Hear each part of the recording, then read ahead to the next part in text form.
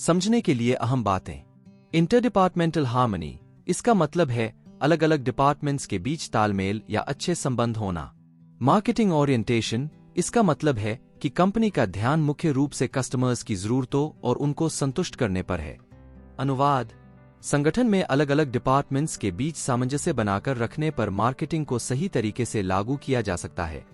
हालांकि यह सामंजस्य तभी बन पाता है जब सीनियर मैनेजमेंट अपनी कंपनी के मार्केटिंग ओरिएंटेशन और फिलॉसफी से कस्टमर्स की सेवा कैसे होती है यह स्पष्ट तौर पर बताए। नीचे दिया गया उदाहरण बताता है कि मार्केटिंग को पूरी तरह से लागू करने में क्या चुनौतियां आ सकती हैं। एक बड़ी यूरोपियन एयरलाइन के मार्केटिंग वाइस प्रेसिडेंट उस एयरलाइन के यात्रियों की संख्या बढ़ाना चाहते हैं। उनकी स्ट्रैटेजी है कि खाना अच्छा करके, कैबिन साफ सुथरे रखकर, कैबिन क्रूज को बेहतर ट्रेनिंग देकर और किराया कम करके कस्टमर्स को खुश रखा जाए, लेकिन इन मामलों में उनका कोई अधिकार नहीं है। केटरिंग डिपार्टमेंट ऐसा खाना चुनता है जिससे लागत कम हो। मेंटेनेंस डिपार्टमेंट सस्ती क्लीनिंग सर्विसेज का इस्तेमाल करता है। ह्यूमन रिसोर्सेज डिपार्टमेंट लोगों को हायर करते समय यह नहीं देखा जाता कि वे स्वभाव से मिलनसार हैं या नहीं। फाइनेंस डिपार्टमेंट किराए का फैसला करता है।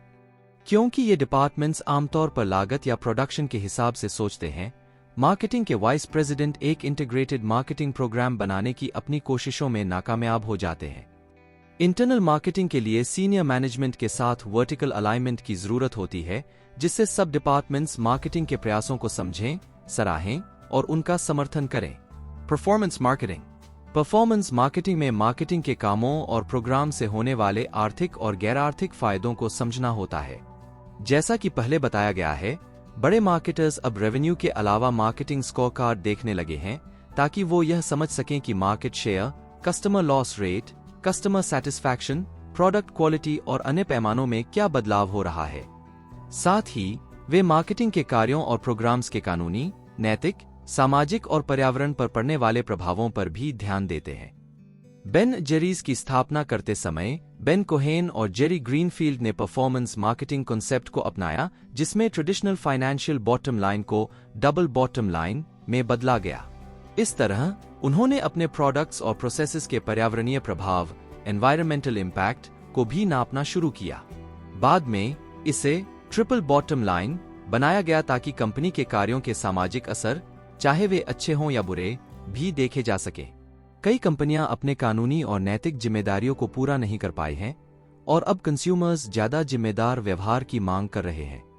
59 एक रिसर्च स्टडी के मुताबिक दुनिया भर में कम से कम 1/3 कंज्यूमर्स मानते हैं कि बैंक्स, इंश्योरेंस प्रोवाइडर्स और पैकेज्ड फूड कंपनीज पर सख्त नियम होने चाहिए।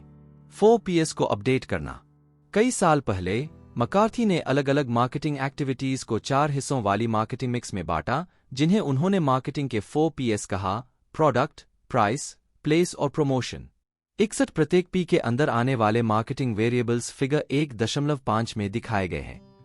Marketing insight, understanding the 4 As of marketing में 4Ps को समझाया गया है। हालांकि मार्केटिंग बहुत व्यापक, जटिल और प्रभावशाली है, जैसा कि होलिस्टिक मार्केटिंग से पता चलता है, इसलिए अब केवल 4P काफी नहीं माने जाते। अगर हम इन्हें होलिस्टिक मार्केटिंग कॉन्सेप्ट के हिसाब से अपडेट करें तो हम ऐसे शब्दों की सूची बना पाएंगे जो आज के समय की मार्केटिंग रियलिटीज को ज्यादा सही तरीके से दर्शाती है। पीपल, प्रोसेसेस, प्रोग्राम्स और परफॉर्मेंस, जैसा कि फिगर 1.6 में दिखाया गया है। पीपल, इस शब्द से इंटरनल मार्केटिंग का पता चलता है और साथ ही यह भी कि एम्प्लॉयज मार्केटिंग की सफलता के लिए कितने अहम हैं। मार्केटिंग तभी अच्छी होगी जब ऑर्गेनाइजेशन में काम करने वाले लोग अच्छे होंगे। यह इस बात को भी बताता है कि मार्केटर्स को कंज्यूमर्स को कस्टमर्स से ज्यादा समझना चाहिए ताकि वे उनकी जिंदगियों को व्यापक रूप से समझ सकें, सिर्फ ऐसे लोगों के रूप में नहीं जो प्रोडक्ट्स और सर्विसेज खरीदते हैं। प्रोसेसेस, इससे पता चलता है कि मार्केटिंग मैनेजमेंट में कितनी क्रिएटिविटी, नियमों का पालन और स्ट्रक्चर की जरूरत होती है। मार्केटर्स को कामचलाऊ तरीके से प्लानिंग करने और फैसले लेने से बचना चाहिए। यह भी ध्यान रखना चाहिए कि मार्केटिंग के नए आइडियाज और कॉन्सेप्ट्स का इस्तेमाल उन सभी कामों में सही तरह से हो जिनमें दीर्घकालिक रूप से लाभदायक संबंध बनाना और इनसाइट्स, बेहतरीन प्रोडक्ट्स, सर्विसेज और मार्केटिंग एक्टिविटीज को सोचना शामिल है। प्रोग्राम्स, इसमें कंपनी के वे सभी काम शामिल हैं जो कंज्यूमर के लिए किए जाते हैं। इसमें पुराने 4Ps तो शामिल हैं ही, साथ ही अन्य कई मार्केटिंग एक्टिविटीज भी हैं जो शायद मार्केटिंग के पुराने तरीकों में बिल्कुल सही से ना आती हों। फिर चाहे ये एक्टिविटीज ऑनलाइन हो या ऑफलाइन, पारंपरिक हो या अपारंपरिक, इन्हें इस तरह से जोड़ना चाहिए कि इनका मिलाजुला असर इन अकेले अकेले कामों से ज्यादा हो और वे कंपनी के कई उद्देश्यों को पूरा करें। परफॉर्मेंस। होलिस्टिक मार्केटिंग के अनुसार परफॉर्मेंस के मायने हैं ऐसे कई नतीजों का मिलना जिनका असर आर्थिक और गैर आर्थिक रूप से हो, प्रॉफिटेबिलिटी के साथ ही ब्रांड और कस्टमर इक्विटी पर हो और कंपनी से बाहर भी हो, सामाजिक जिम्मेदारी, कानूनी, नैतिक और पर्यावरण पर हो। अंत में ये नए 4Ps वास्तव में कंपनी की सभी शाखाओं पर लागू होते हैं और इस तरह से सोचने से मैनेजर्स कंपनी के अन्य डिपार्टमेंट्स के साथ ज्यादा बेहतर तरीके से काम कर सकते हैं। मार्केटिंग मैनेजमेंट के काम।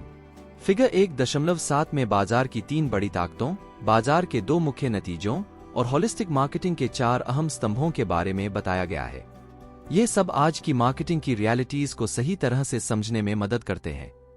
इन कॉन्सेप्ट्स को समझने से हम उन कामों के बारे में जान पाएंगे जिनसे मार्केटिंग मैनेजमेंट और मार्केटिंग लीडरशिप सफल होती है। हम नीचे दिए गए उदाहरण का इस्तेमाल करके इन कार्यों को किताब की योजना के संदर्भ में समझाएंगे।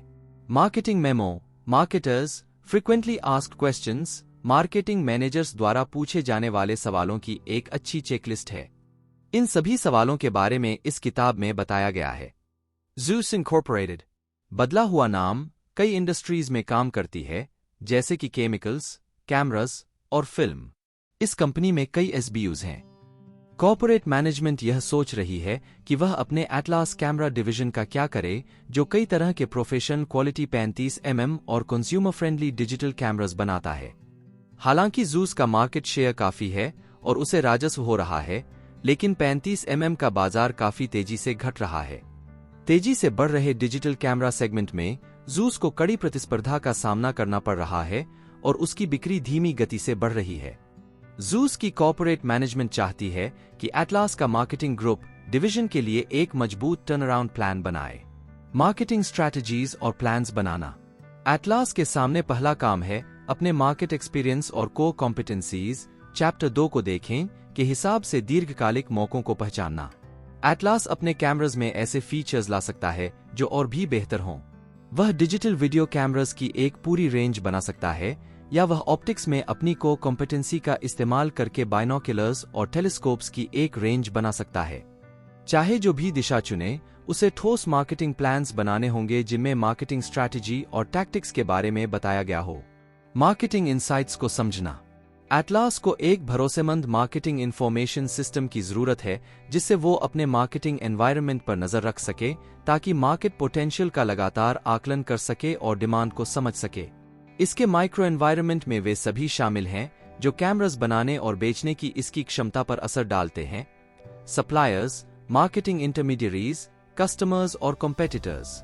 इसके मैक्रो एनवायरनमेंट में वे demographic, economic, physical, technological, political, legal और सोशल कल्चरल ताकतें शामिल हैं जो सेल्स और प्रॉफिट्स को प्रभावित करती हैं। चैप्टर 3 देखें। एटलास को एक भरोसेमंद मार्केटिंग रिसर्च सिस्टम की भी जरूरत है। स्ट्रैटेजी को प्रोग्राम्स में बदलने के लिए मार्केटिंग मैनेजर्स को खर्चों, गतिविधियों, एक्टिविटीज और बजट एलोकेशंस के बारे में बुनियादी फैसले लेने होंगे। वे उन सेल्स रिस्पॉन्स फंक्शंस का इस्तेमाल कर सकते हैं जो दिखाते हैं कि हर एप्लीकेशन पर कितना पैसा खर्च करने से सेल्स और प्रॉफिट्स पर क्या असर होगा। चैप्टर 4 देखें। कस्टमर्स के साथ जुड़ना। एटलास को सोचना चाहिए कि वो अपने चुने गए टारगेट मार्केट्स के लिए वैल्यू कैसे पैदा करे और कस्टमर्स के साथ मजबूत, फायदेमंद और लंबे समय तक चलने वाले संबंध कैसे बनाए। चैप्टर 5 देखें। ऐसा करने के लिए उसे कंज्यूमर मार्केट्स को समझना होगा। चैप्टर 6 देखें। कैमरा कौन और क्यों खरीदता है, उन्हें कौन से फीचर्स और कौन सी कीमतें चाहिए और वे खरीदारी कहां करते हैं।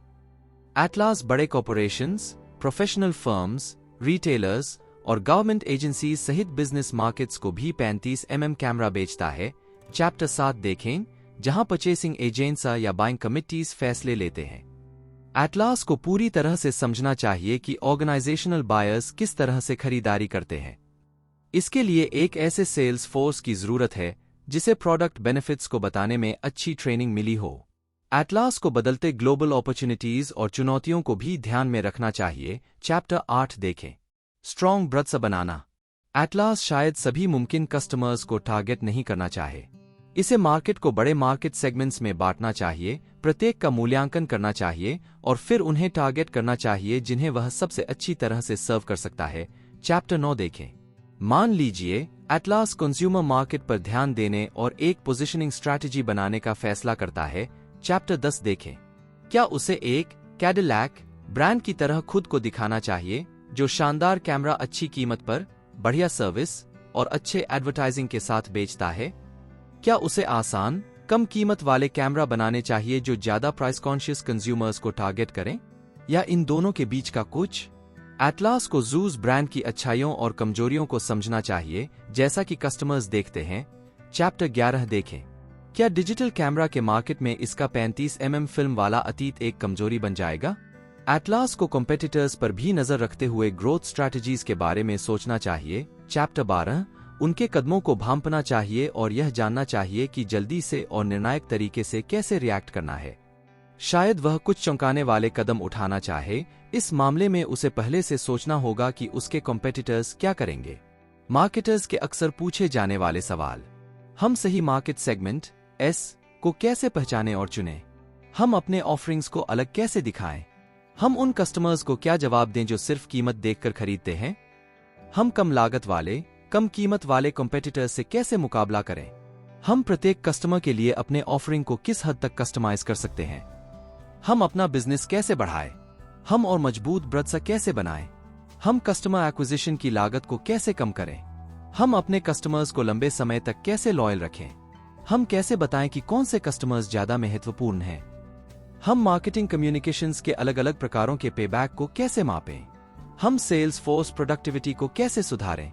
हम कई चैनल्स कैसे बनाएं और उनमें किसी भी तरह के कॉन्फ्लिक्ट को कैसे मैनेज करें? हम कंपनी के अन्य डिपार्टमेंट्स को कस्टमर ओरिएंटेड होने के लिए कैसे कहें? वैल्यू बनाना। मार्केटिंग प्रोग्राम के केंद्र में होती है प्रोडक्ट, यानी कंपनी की वह चीज या सेवा जो बाजार में बेची जाती है।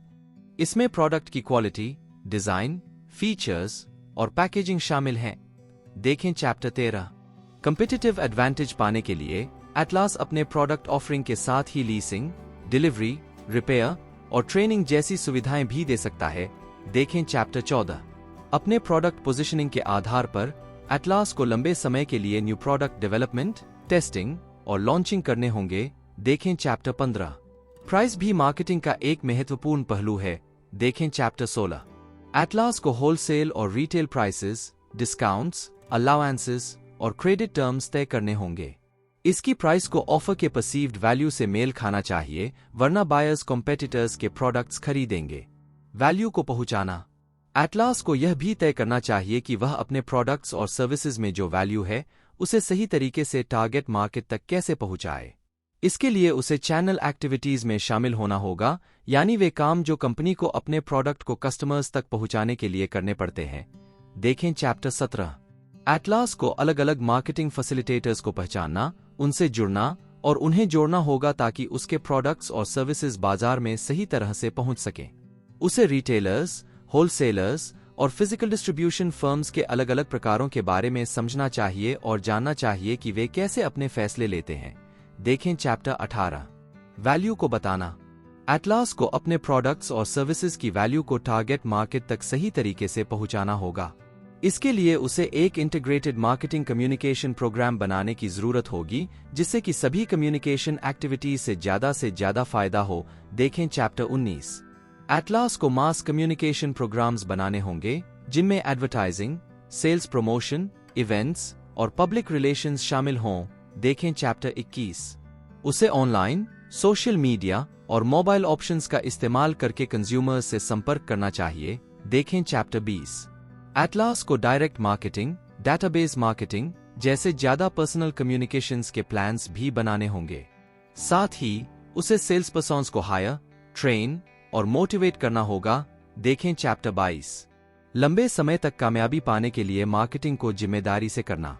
अंत में एटलास को एक ऐसा मार्केटिंग ऑर्गेनाइजेशन बनाना चाहिए जो मार्केटिंग प्लान को जिम्मेदारी से लागू कर सके। देखें चैप्टर 23। क्योंकि मार्केटिंग प्लान्स को लागू करते समय कई बार चौंकाने वाली चीजें या निराशाएं हो सकती हैं, एटलास को फीडबैक और कंट्रोल की जरूरत होगी ताकि वह अपनी मार्केटिंग एक्टिविटीज को समझ सके, देख सके कि वे कितने इफेक्टिव हैं और जान सके कि उनमें सुधार कैसे किया जा सकता है। समरी: एक मार्केटिंग एक ऑर्गेनाइजेशनल फंक्शन है और इसमें कई सारी प्रोसेसेस शामिल हैं जिनका इस्तेमाल वैल्यू बनाने, उसे कस्टमर्स तक पहुंचाने और कस्टमर रिलेशनशिप्स को मैनेज करने के लिए किया जाता है। इन सब चीजों से ऑर्गेनाइजेशन और उसके स्टेक होल्डर्स को फायदा होता है। मार्केटिंग मैनेजमेंट एक कला और विज्ञान है जिसमें टारगेट मार्केट्स को चुनना और कस्टमर्स को पाना, बनाए रखना और बढ़ाना शामिल है।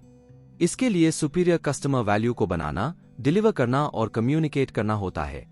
दो मार्केटर्स डिमांड को मैनेज करने में माहिर होते हैं। वे goods, services, events, experiences, persons, places, properties, organisations, information और आइडियाज के लिए डिमांड के लेवल, टाइमिंग और कॉम्पोजिशन को प्रभावित करना चाहते हैं। एक मजबूत मार्केटिंग ऑर्गेनाइजेशन बनाने के लिए मार्केटर्स को दूसरे डिपार्टमेंट्स के एग्जीक्यूटिव्स की तरह सोचना होगा और दूसरे डिपार्टमेंट्स के एग्जीक्यूटिव्स को भी मार्केटर्स की तरह सोचना होगा। मार्केटिंग केवल मार्केटिंग डिपार्टमेंट नहीं करता, बल्कि पूरी कंपनी करती है। कस्टमर वैल्यू बनाने और कस्टमर्स के साथ मजबूत रिलेशनशिप्स बनाने में कंपनी के सभी एग्जीक्यूटिव्स और डिपार्टमेंट्स का एक अहम योगदान होता है।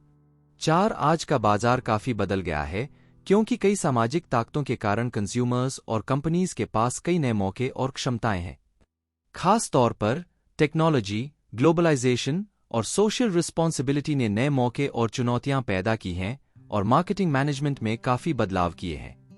कंपनीज मार्केटिंग एक्सीलेंस पाने के लिए पुराने, भरोसेमंद तरीकों और बिल्कुल नए तरीकों में संतुलन बनाने की कोशिश करती हैं।